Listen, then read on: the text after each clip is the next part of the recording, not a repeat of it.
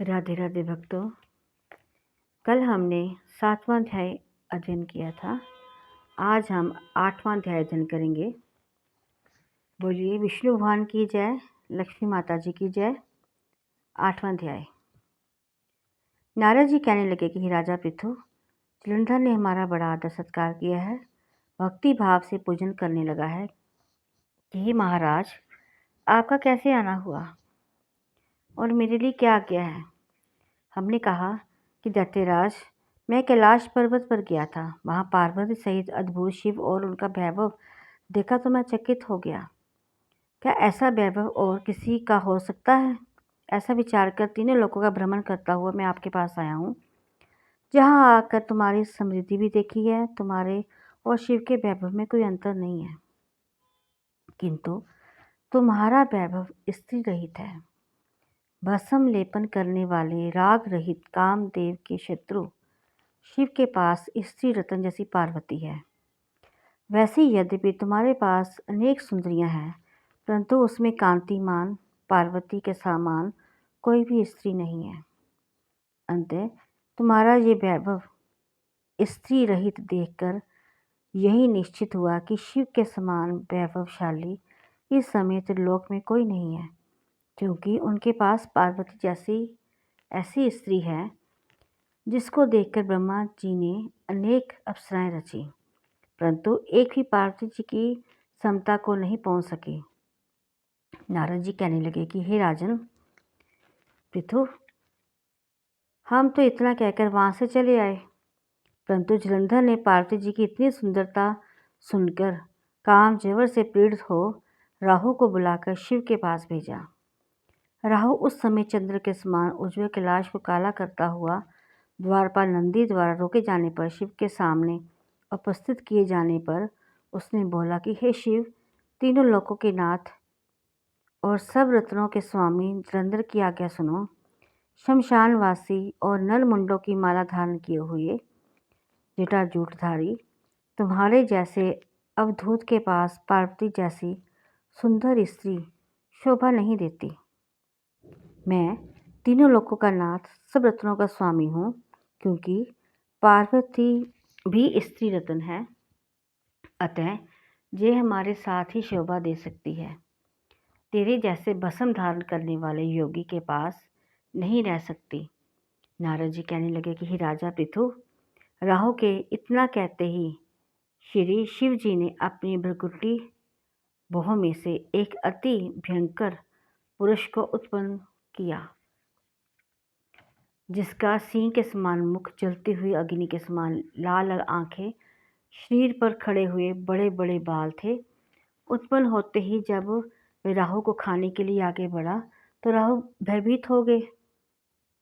भयभीत होकर शिवजी से कहने लगे, हे मैं ब्राह्मण हूँ और दूत भी हूँ, अतः तुम मुझको मत मारो।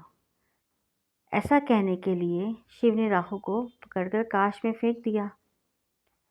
तब वह भयंकर पुरुष राहु को छोड़कर शिव के पास आया, कहने लगा कि मैं भूखा हूँ, मुझे खाने के लिए कुछ दो।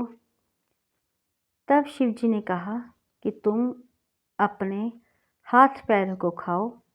जब वह हाथ पैरों को खाता हुआ सारे धड़ को खा गया और केवल मुख ही बचा था, तब शिव ने प्रसन्न होकर कहा, आज से तुम्हारा नाम कीर्तिमुख होगा और तुम हमारे द्वारपाल होगे। पहले तुम्हारी पूजा होगी, तुम्हारी पूजा के बिना हमारी पूजा निष्फल है। उधर राहु आकाश में जाकर बार्बर देश में गिरा।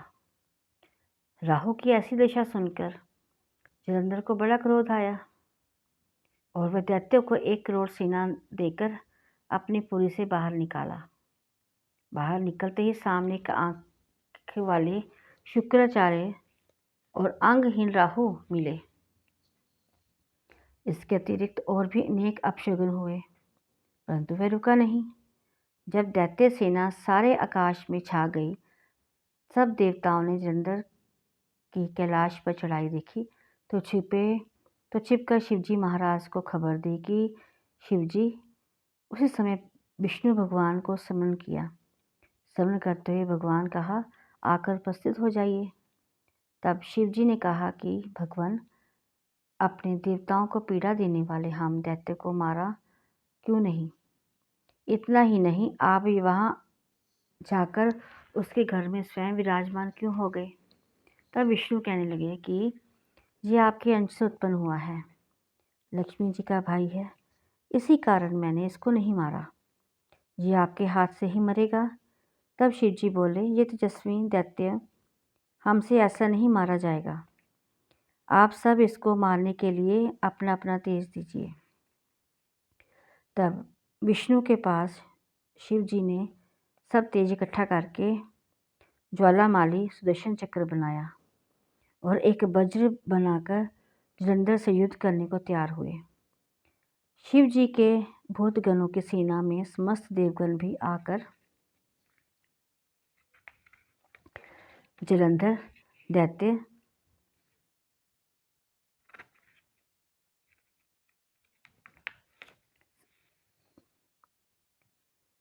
समस्त देवता भी आकर सम्मिलित हो गए।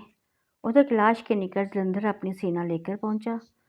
इधर कीर्तिमुखी नंदी आदि सब गण देव सेना भी मैदान में आ गए। जब जलंधर देवताओं में ऐसा घोर संग्राम उसने देखा, इसे सारा विश्व कंपायमान हो उठा। युद्ध में जितने भी दैत्य मारे जाते थे, उन सब दैत्यों को शुक्राचार्य संजीवनी विद्या देकर ठीक कर देते। ये देखकर भूतागिन भागकर शिव जी के पास गए, उनको संपूर्ण वृत्तांत कह जा सुनाया। तब शिव जी ने अपना मुख से महाभयंकर ताल जगह का मुख पर्वत की कंदरा के समान था, एक कन्या उत्पन्न करी। वह कन्या दैत्यों खाती हुई शुक्राचार्य को उठाकर एकदम अलोप हो गई। तब दैत्यों को शिव गण बुरी तरह से मारने लगे। गणों की इस मार से घबराकर दैत्य भागना शुरू हो गए। दैत्य सेना की इस प्रकार भागते हुए देखकर जलंधर के सेनापति शुभ शुभ तथा कालनेमी आगे आए। इनको देखकर दैत्यों ने अनेक प्रकार के देव सेना पर प्रहार किया, जिससे देव सेना मारकर खाकर भागने लगे। तब श्री गणेश और शंभु का महाघोर युद्ध हुआ। इस बार हमारी सेना को भागती देखकर जलंधर स्वयं रण क्षेत्र में आ गया। देव सेना की ओर से वीरभद्र अनेक प्रकार के प्रहार करता हुआ जलंधर पर वार करता रहा। तब जलंधर ने क्रोध से आकर अपना परिघ उसको दे मारा। उसके रथ पटाक दिया, काट दिया उसको। साथ ही जलंधर ने बाण वर्षा करके देवसेना में भगदड़ मचा दी। अपनी सेना की ऐसी दशा देखकर स्वयं शिव जी बैल पर चढ़कर युद्ध करने के लिए आए। आते ही दैत्य सेना पर बाणों की वर्षा करने लगे। इन प्रहारों की वर्षा से दैत्य सेना इस प्रकार भागने लगी जैसे कार्तिक मास के व्रत से पाप भाग जाते हैं। उसी समय शिव ने अपने बाणों के प्रहार से खड्ग ग्रोम का सिर काटकर पृथ्वी गिरा दिया। तब जलंधर ने महाघोर ललकार की तो शिव जी ने उसके रथ के घोड़ों और सारथी को भी मार गिराया। तब जलंधर पैदल ही अपने खड्ग लेकर शिव जी की ओर दौड़ी। शिव जी ने उसी क्षण एक मुक्का उसकी छाती पर मारा, उससे कुछ विहल कर दिया। इस प्रकार जब दैत्य ने देखा कि शिव अजय हैं, तो उसने गंधर्व माया रची। गंधर्व और अप्सराएं नाचने लगी, गाने लगी। शिव जी भी इस माया में फंसकर नाचने और गाने लगे। जलंधर दैत्य शिव की माया में फंस गया। महादेव का ये रूप देखकर पार्वती जी के पास गई। महादेव जी का ये रूप देखकर पार्वती जी के पास गया और पार्वती जी का रूप देखकर कमाल हो गया। पार्वती जी महादेव को आया देखकर खड़ी हो गई, परंतु तत्काल ही राक्षसी माया समझकर वहाँ से अंतर्ध्यान होगी। तब जलंधर पुण्य युद्ध भूमि में गया। उधर जलंधर के चले जाने से के बाद पार्वती जी ने भगवान विष्णु का स्मरण किया। तब भगवान विष्णु ने उपस्थित होकर पार्वती जी को आश्वासन दिया। भगवान विष्णु सोचा कि जलंधर ने स्वयं अपनी मृत्यु का रास्ता बता दिया है। तब दुष्ट वृद्धा के प्रतिव्रता धर्म के कारण ही मृत्यु को प्राप्त होता है। अतः देवताओं के कारण भक्तों की रक्षा करने के लिए हमको ही वृंदा के धर्म को भंग करना का घोर कर्म करना पड़ेगा। ऐसा करने पर ही इस दुष्ट की मृत्यु होगी। इतनी ही देर में शिवजी भी राक्षसी माया से मुक्त होकर चंद्र को आया देखकर उसके साथ युद्ध करने को उद्यत हुए और उस पर अनेक कन्यकाओं वालों की प्रहार करने लगे। अब बाकी का विस्तृत हम कल सुनाएंगे। 9वें अध्याय में 8वां अध्याय समाप्त होता है। बोलो विष्णु भगवान की जय, लक्ष्मी माता की जय।